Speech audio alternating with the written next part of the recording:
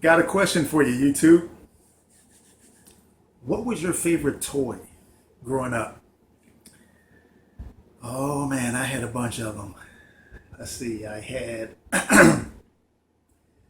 Transformers, I had action figures, but one of my favorites was this action figure of Voltron that could actually separate into five different toys and then reassemble into one. And oh, that was my favorite. And one time I had a friend over and he was playing with it and he dropped it. And I was like, dude, don't drop Voltron. And about 10 minutes later, he dropped it again and it broke this time. Oh, man, I lost it. I remember screaming at the top of my lungs, get out!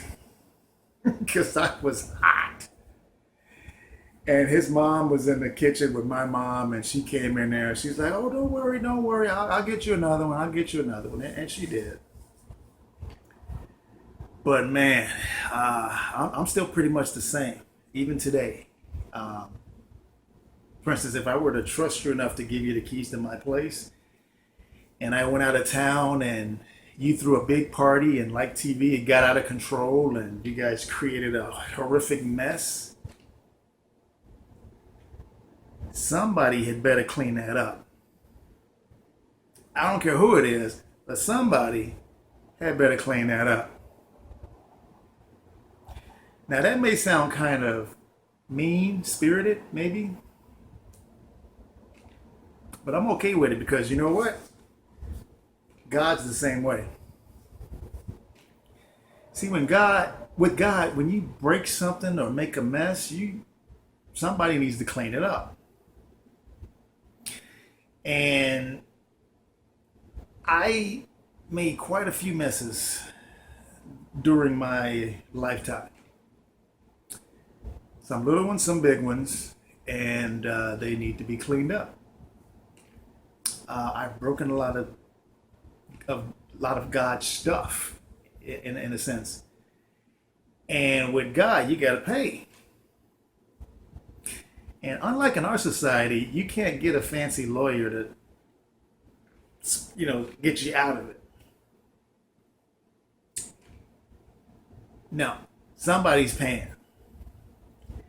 And but there is one caveat though. You see, God's currency is not the same as ours. Hebrews chapter 9 basically breaks it down, but God's currency is not paper, it's blood.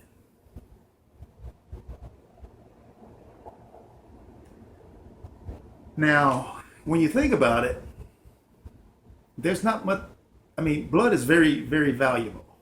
No blood, no life. So,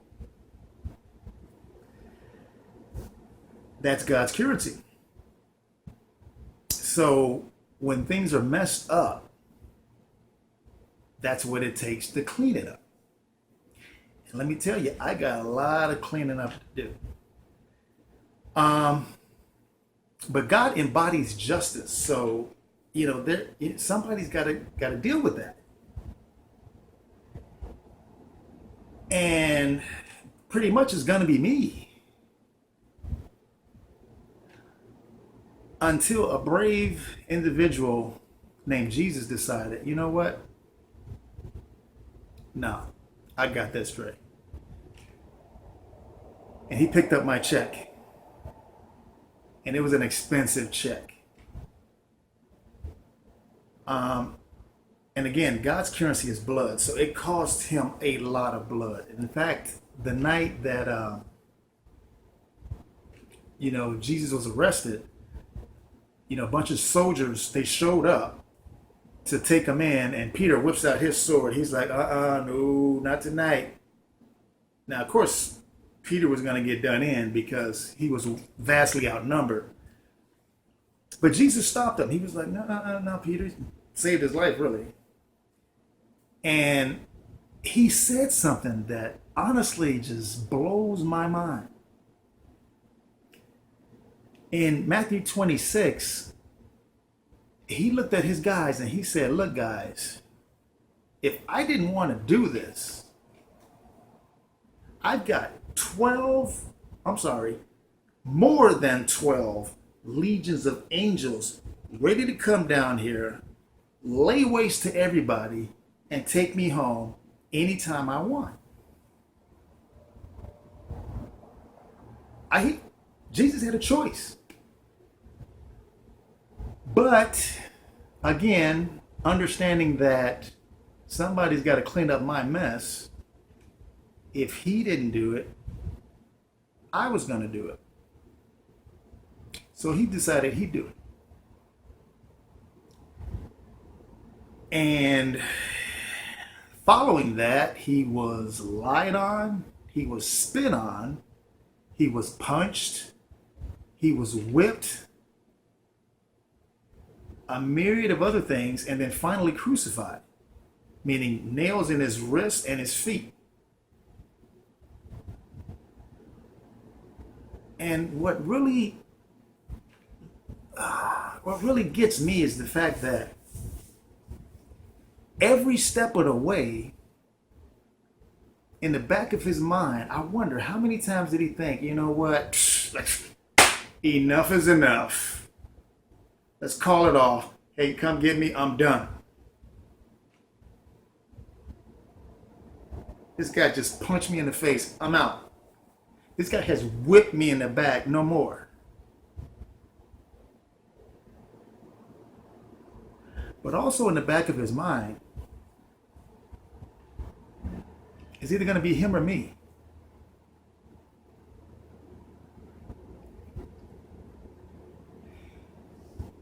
You know,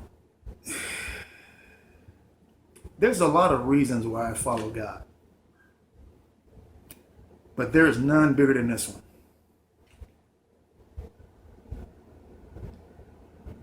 And if that wasn't enough, and me continuing to read and dig deeper into this story, you know, you run across verses like in Matthew 12, where it explains that when Jesus died on the cross, he didn't go to heaven, come back to earth 3 days later, and then go back to heaven. No, Matthew 12 paints a different story. Not only did Jesus get butchered, but he spent 3 days in hell to clean up my mess.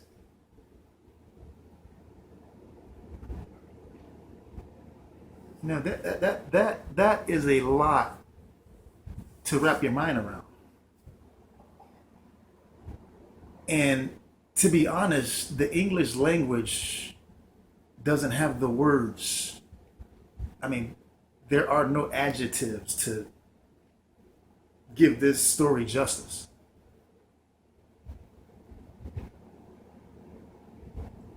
So, I mean, if I'm being honest, there are times where even I think, man, what am I doing here? Following God and making changes here, doing things there. And there's tough days.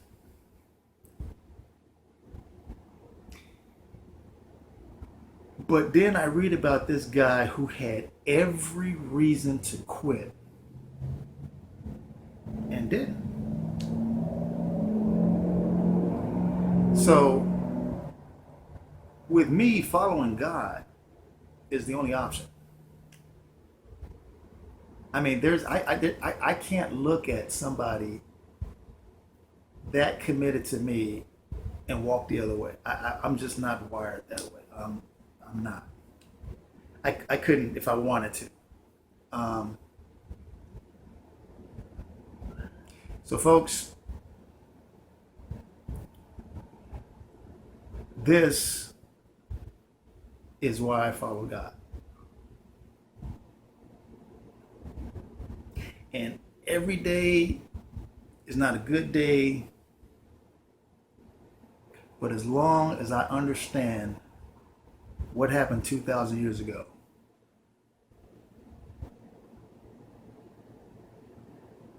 it doesn't matter.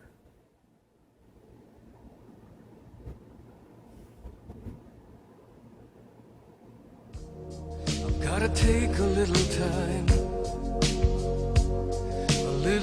to think things over.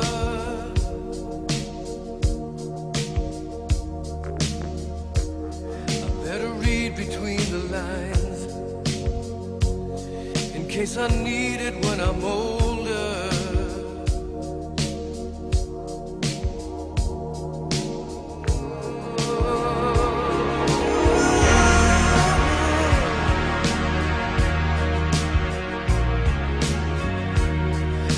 Mountain I must climb feels like the world upon my shoulder. Through the clouds I see